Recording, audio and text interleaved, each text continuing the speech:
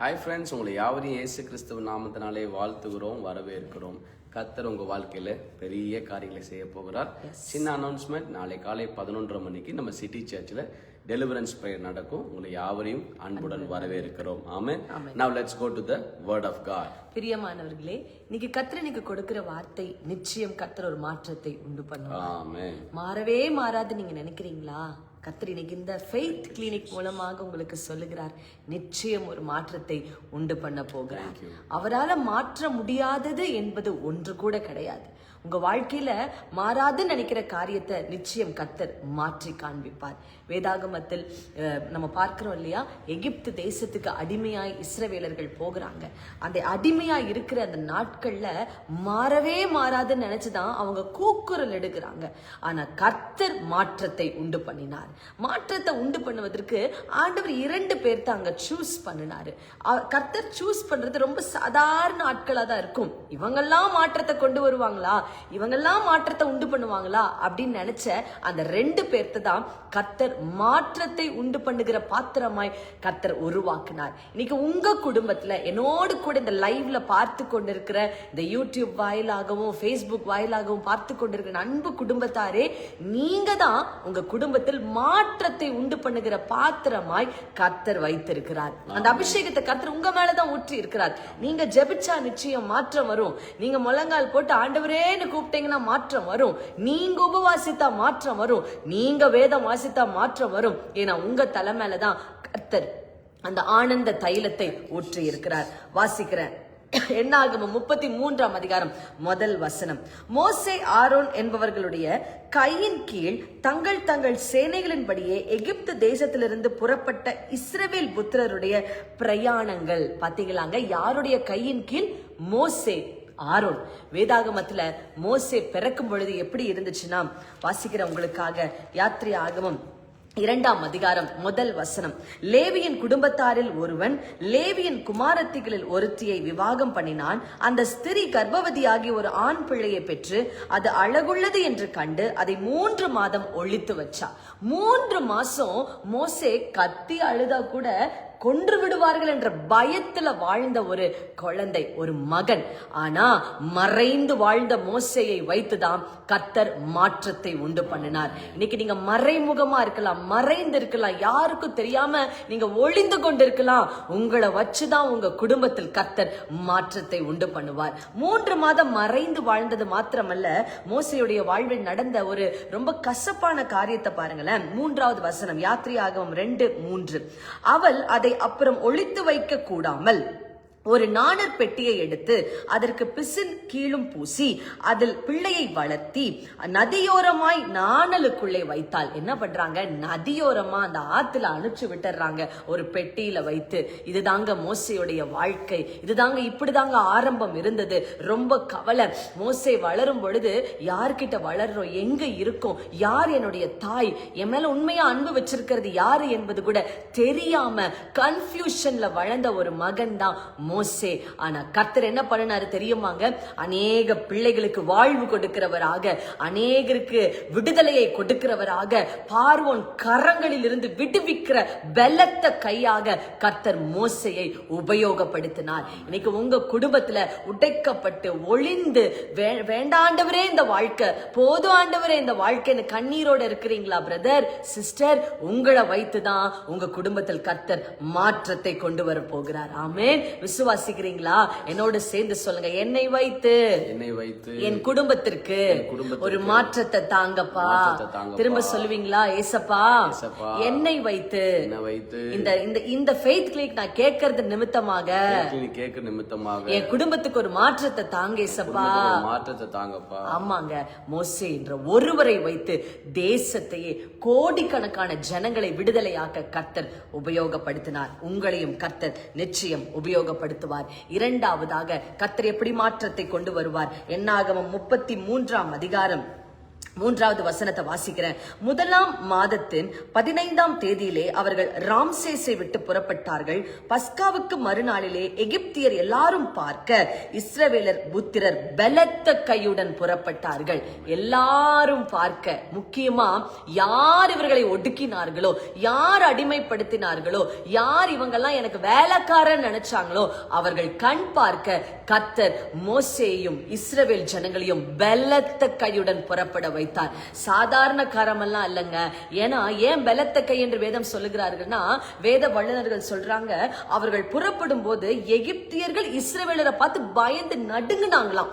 அந்த அளவுக்கு கர்த்தர் இஸ்ரவேலரோடு இருந்து அற்புதங்களையும் அடையாளங்களையும் செய்தார். என் அன்பு குடும்பத்தாரே, ஃபெய்த் கிளினிக் சொந்தங்களே, உங்களுக்கு கர்த்தர் சொல்லுகிறார், இரண்டாவதாக கர்த்தர் உங்கள் வாழ்வில் மாற்றத்தை கொண்டு வரும் பொழுது வேதம் சொல்லுகிறபடியே பலத்த கையுடன் ஒரு மாற்றம் உண்டாக போகிறது. ஆயத்தமாகிக் கொள்ளுங்க. உங்களுக்காகவே கர்த்தர் எகிப்தியரை பயப்படுத்துகிற அளவிற்கு ஒரு அற்புதத்தை கர்த்தர் செய்ய ஆசைப்படுகிறார். அதனாலதான் வேதம் சொல்லுகிறது, கர்த்தர் ஆயத்தம் பண்ணினவைகளை கண் காணவும் இல்லை, காது கேட்கவும் இல்லை, மனுஷருடைய இருதயத்தில் தோன்றவும் இல்லை. வேதாகமத்துல எரேமியால கர்த்தர் சொல்றாரு, என்னை நோக்கி கூப்பிடு, அப்பொழுது அறியாததும் எட்டாததுமான பெரிய காரியங்கள். ஆமாங்க, பெரிய காரியம். நீங்க நினைச்சு கூட பார்க்காத மிகப்பெரிய ஒரு அற்புதங்களையும் அடையாளங்களையும் செய்யதான் கர்த்தர் ஆசைப்படுகிறாரு. ஆயத்தமாகிக் கொள்ளுங்க. இந்த ஜூன் மாதம் பலத்த கையுடன் ஒரு மாற்றத்தை கர்த்தர் கொண்டு வர போகிறார். ஆமென். சொல்லுவீங்களா என்னோட? பலத்த கையுடன், பலத்த கையுடன் ஒரு மாற்றத்தை தாங்க ஆண்டவரே, மாற்றத்தை தாங்க. ஆமென். 3வது வேதம் சொல்லுகிறது, என்னாகமம் 33ஆம் அதிகாரம் 4வது வசனத்தை வாசிக்கிறேன். அப்பொழுது எகிப்தியர் கர்த்தர் தங்களுக்குள்ளே சங்கரித்த தலைச்சன் பிள்ளைகளை எல்லாம் அடக்கம் பண்ணினார்கள். அவர்கள் தேவர்களின் பேரிலும் கர்த்தர் நீதி செலுத்தினார். எங்க நீதி செலுத்தினார்? அவர்களுடைய தேவர்கள். எதை வைத்து பல வருடங்களா இஸ்ரவேல் ஜனங்களை நடுங்க வைத்தார்களோ, எதை வைத்து இஸ்ரவேல் ஜனங்களுடைய பிள்ளைகளை பலி கொடுத்தார்களோ, கேவலப்படுத்தினார்களோ, அதே காரியங்கள் மேலாக கர்த்தர் நீதி செலுத்தினார். இன்னைக்கு நான் சொல்றேன், அன்பு குடும்பத்தாரே, எதை வைத்து உங்க குடும்பம் உங்களை கேவலப்படுத்துகிறது? உங்களுடைய வளர்ச்சியை நினைத்தா, உங்களுடைய ஆற்றலை வைத்தா, இல்ல நீங்க செய்யற ஊழியத்தை பார்த்தா, இல்ல உங்க குடும்பம், உங்க வீட்டுல இருக்கிற உங்க பிள்ளைகளை பார்த்து உங்க குடும்பத்தார் உங்களை கேவலப்படுத்தலாம், உங்களை அசிங்கப்படுத்தலாம். ஆனா ஒரு காரியத்தை எனக்கு கர்த்தர் சொல்லுகிறார், அந்த காரியத்திலே நான் நீதி செலுத்துவேன் என்று கர்த்தர் சொல்லுகிறார். கர்த்தர் நீதி செலுத்த ஆரம்பிச்சுட்டா, வேதம் சொல்லுகிறது பாருங்க, எகிப்தியர் கர்த்தர் சங்காரம் பண்ணின தலைச்சன் பிள்ளைகளை அடக்கம் பண்ணினார்களாம். பாருங்க, அடக்கம் பண்ணுகிற சூழ்நிலை வந்துரும். இன்னைக்கு கர்த்தர் உனக்காக நீதி செலுத்த ஆயத்தமா இருக்கிறார்.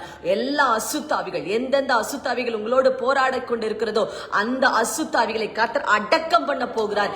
இனி அவைகள் எழுந்திருக்க போவது கிடையாது. ஆமென். சொல்லுங்க, இயேசுவின் நாமத்தினால, கர்த்தாவே என்னை அலக்களிக்கிற அசுத்தாவிகளை அடக்கம் பண்ணுங்கப்பா.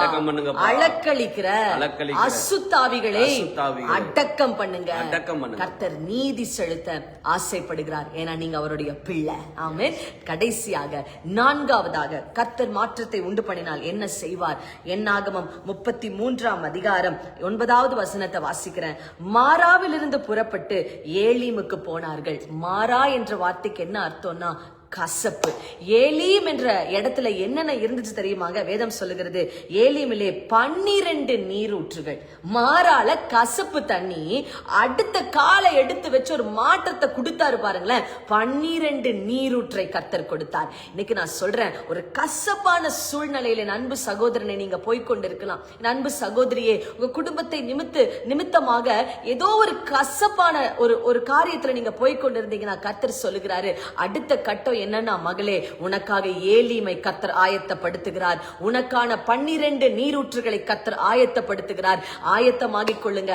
கசப்ப நினைத்து சோர்ந்து போகாதீங்க. வெறும் 12 நீரூற்று மாத்திரமல்ல, வேதம் சொல்லுகிறது, ஏலீமிலே 12 நீரூற்றுகளும் 70 பேரிச்ச மரங்களும் இருந்தது. அங்கே பாளையம் இறங்கினார்கள். 70 பேரிச்ச மரங்கள். சாப்பிடுறதுக்கே ஒண்ணும் இல்லைன்னு மாறால உட்கார்ந்து இருந்தாங்க. ஆனா இங்க கர்த்தர் 70 மரங்கள், பேரிச்ச மரங்களை கொடுத்து இந்த குடும்பத்தாரை கர்த்தர் ஆசீர்வதித்தார், ஆதரித்தார். இன்னைக்கு கசப்புல போய்கொண்டிருக்கிறேன். அன்பு குடும்பத்தாரின் அன்பு சகோதரனே, உங்களுடைய வேலை நிமித்தமாக, வேலையில் இருக்கிற சில அதிகாரிகள் நிமித்தமாக கசப்பை ஃபேஸ் பண்ணிக்கிட்டு இருக்கீங்களா? கர்த்தர் சொல்றாரு, ஆயத்தமாகிக்கொள், உனக்கான 12 நீரூற்றுகள் ரெடியா இருக்கிறது. உனக்கான 70 பேரிச்ச மரங்களை கர்த்தர் ஆயத்தம் பண்ணி வைத்திருக்கிறாரு. சோர்ந்து போயிடாதீங்க. கர்த்தர் நிச்சயம் ஒரு மாற்றத்தை கொண்டு வருவார். ஆமென். கண்களை மூடி ஜெபிப்போமா? ஆமென். ஆண்டவரே, எங்க வாழ்க்கையில ஒரு மாற்றத்தை தாங்கப்பான்னு சொல்லி யாரெல்லாம் ஏங்கி இருக்காங்களோ அவங்களுக்காக ஜெபிக்கிற. பாவத்துல மாட்டிக்கொண்டு, ஆண்டவரே வியாதியில இருந்து, குடும்ப பிரச்சனைகள்ல மாட்டிக்கொண்டு, பொருளாதார கஷ்டத்துல மாட்டிக்கொண்டு, ஆண்டவரே ஊழியம் வளராம யாரெல்லாம் ஏக்கத்தோட ஒரு மாற்றத்தை தாங்கப்பான்னு கெஞ்சி கேட்கிறாங்களோ உங்களை எல்லாருக்கும் உங்களோட கிருபை தாங்க. நீங்க தானப்பா சொன்னீங்க, நாமத்தால் நீங்க எதை கேட்டாலும் உன் சந்தோஷம் நிறைவா இருக்கும்படி செய்வேன்னு சொன்னீங்களே.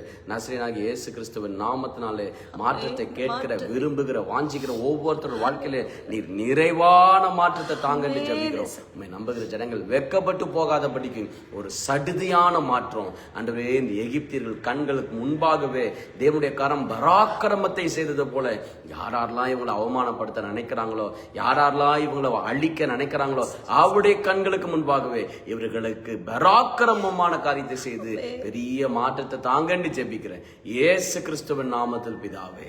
ஆமென். ஆமென்.